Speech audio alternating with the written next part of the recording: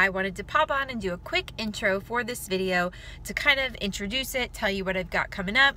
So basically, I have got a bunch of keto recipes. I cook dinner almost every single night, unless we're like eating leftovers. So I've got a bunch of great recipes banked in my phone. I need to unload.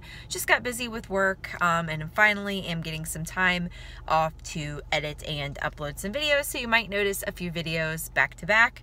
So got some content coming your way, but super excited.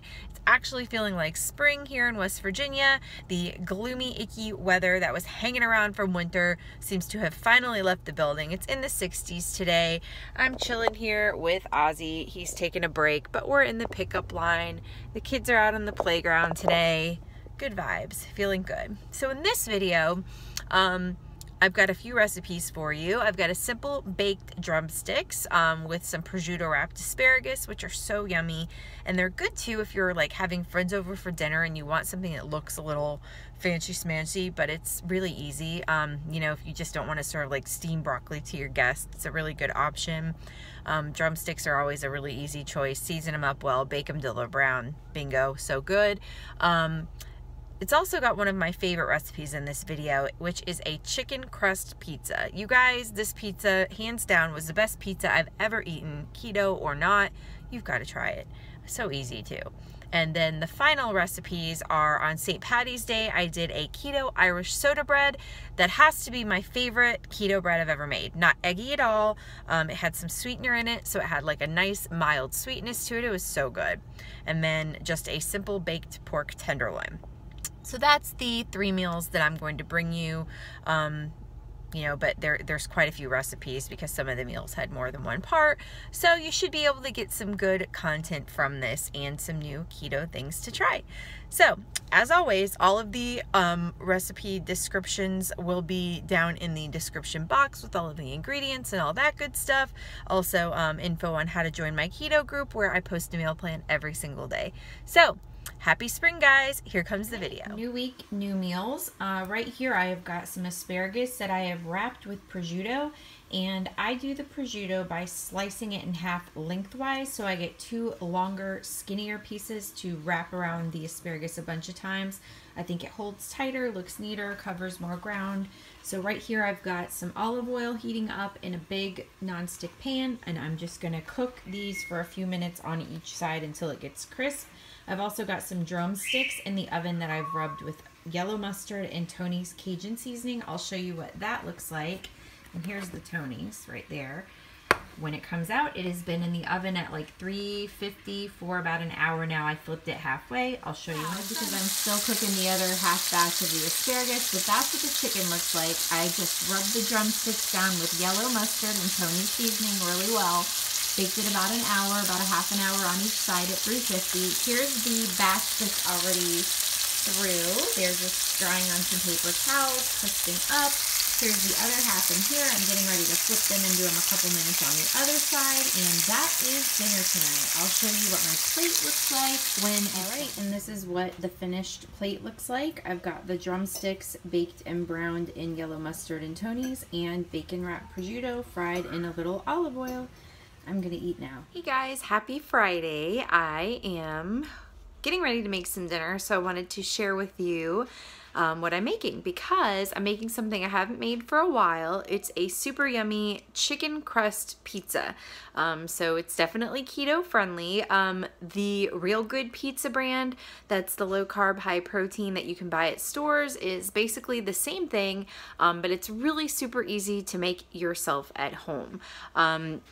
Really, the only ingredients in the crust are a pound of ground chicken. I've got this Purdue Harvest Land. It's just ground chicken, no carbs or anything added, 22 protein, 9 fat, and that's for 1/4 of that. So I'm going to add all of that in there. I'm going to add some grated parmesan and some mozzarella and just some salt and pepper. You can add other seasonings if you want. I'll probably add some like garlic powder. But yeah, and then we'll mix that up really well, press it down thin like a pizza crust, bake it off, and then top it. You can top it with whatever toppings you like, but tonight I am feeling like an Alfredo, like white pizza. So I'm gonna use this Raoul's Alfredo sauce and maybe like some spinach and arugula I've got, and some onions, and that sounds really good to me, but I'll take you through it step by step and show you how I do it. And as always, I will post the full recipe in the description box below. Here is my, I guess, dough, you could call it, for my pizza crust, and all I did was throw that whole pound of ground chicken in the bowl with a 1/2 cup each of grated parmesan and a 1/2 cup of shredded mozzarella. And then for seasonings, I just did a nice healthy shake or two of salt, garlic powder, onion powder, Italian seasoning, and crushed red pepper. And then you have to kind of get in there with your hands, kind of gross, but that's the best way, I think, to just squeeze it all together and mold it and kind of make it into a ball, make sure everything's thoroughly mixed, and then just wash my hands, and that's what it looks like. So next, what I'm going to do is get a baking sheet, line it with parchment, and press this out into a thin circle. I have got the chicken now spread out into a big thin circle. I've got just a pizza pan with some parchment that I cut into a circle, and I'm gonna pop this in the oven at 400 degrees for about 20 minutes, but what I'm gonna do is kind of check it along the way and see how it is. So I'll let you see it when it comes out and let you know how long. I'll show you what I did. It's been in there about 10 minutes, so about halfway done. And what I did was I drained it. It had formed some liquid around the edges, probably the liquid off of the cheese, or maybe even some of the fat off the meat. Anyway, it was kind of sitting in a pool of liquid. So what I did was I held it with a spatula and tipped it and just kind of drained all that liquid off of there. And I also took the spatula and flipped it so that I can get a nice even browning and cooking on both sides and help with the texture of the crust. So I'm going to pop it back in for another 10 minutes and it will be ready to top with my Alfredo and onion and spinach. I just pulled this out of the oven and it is ready to put the toppings on. It's nice and kind of browned around the edges and cooked through. So what I'm going to do is I'm going to pop the toppings on it and stick it back in the oven for like 10 or 15 minutes, just until the cheese is melted and all that good stuff. So I will let you know. And the crust did take exactly 20 minutes. So what I did was 10 minutes, drain, flip, and 10 more minutes, and have the oven still on 400. I'm going to put the Alfredo sauce, onions, and spinach arugula mix on. This is what it looks like after I put the toppings on. I put about a 1/4 cup of this Raoul's homemade premium quality Alfredo sauce. It's so good. It's better than I can make homemade. It's only got 2 carbs, super yummy. So I did that on first, and then I did like a 1/2 cup of just shredded mozzarella, but then I also had a couple different kinds of cheese left over, probably only about 2 tablespoons each of the steakhouse onion that I showed in my last video in the Kroger's haul. And I also had some bourbon smoked gouda, like 2 tablespoons of each. So I went ahead and threw those on there too, so I'd have like a nice kind of 4-cheese pizza going on. I also added some of this baby spinach and baby arugula mix on there and some thinly sliced onions, and I'm going to pop it back in the oven for like 10 minutes or so and just check on it, and I'll show you when it comes out. Guys, this is the finished product. This is the chicken crust pizza with Alfredo, 4 cheese, spinach, arugula, and onion, and it looks fantastic. I let it go for about 15 minutes with the toppings on it, and it's perfect. So I'm gonna go ahead and slice this up and eat it. You guys, I just had to come back on here and say, oh my gosh, this friggin' chicken crust Alfredo pizza is life. Like, it is the best pizza I've ever had. And next time I'll definitely buy that smokehouse gouda and the steakhouse onion to add to it. It's bomb. So good. All right, guys, happy St. Patty's Day. It is almost dinner time and I'm starting to get a few things ready, and one of them I wanted to make for the holiday was an Irish soda bread. I got the recipe online a few weeks ago and it looked really yummy. But first I wanted to share with you what I ate as like my little snack so I don't get ravenous during cooking because I have not eaten yet today. It is these things. They are my new find and they are my new favorite. They're called Legendary Foods Nut Butters. I had the blueberry cinnamon roll yesterday and it was awesome. And today I had the pecan pie flavored. They literally taste exactly like the name. Like this tastes like a bite of pecan pie. The one yesterday tasted like blueberries and cinnamon rolls. Don't know how they do it, but it's awesome. No added sugar. This one has 2 net carbs. So good.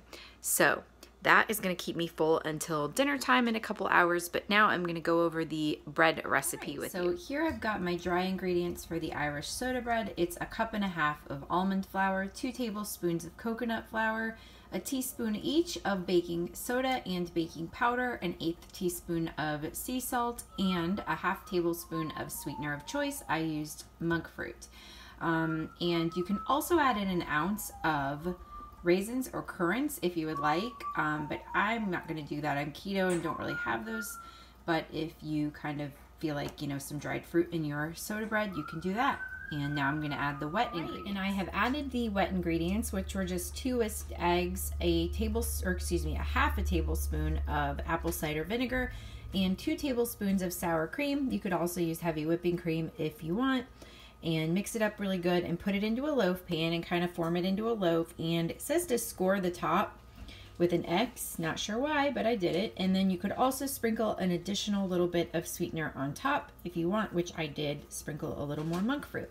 And it's going to go into a preheated 350-degree oven for about 25 minutes or until it looks golden brown. So I'll show you what it looks like when it comes out. My Irish soda bread is baking. I'm also going to make this green curry seasoned pork loin fillet. I got it at Walmart. I've never tried this before, but figured something green for St. Patty's Day, and I love curry, so hopefully it will be yummy. I'm just gonna fix it how the package says.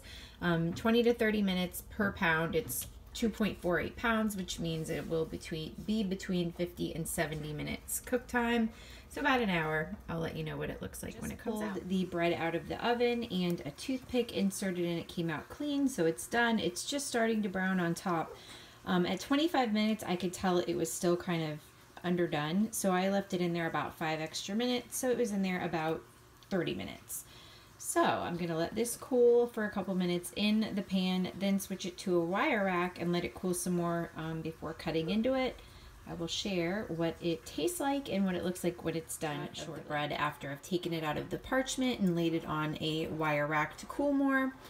It's really held together really nicely. I know I probably didn't shape it the neatest, but the dough was like kind of, I don't know, not crumbly, but it just wasn't easy to make smooth on the top. That's what I'm trying to say. But I don't really think Irish soda bread is supposed to be like this smooth, perfect bread. Every picture I've seen of it kind of looks like this. So I guess I'm on the right track.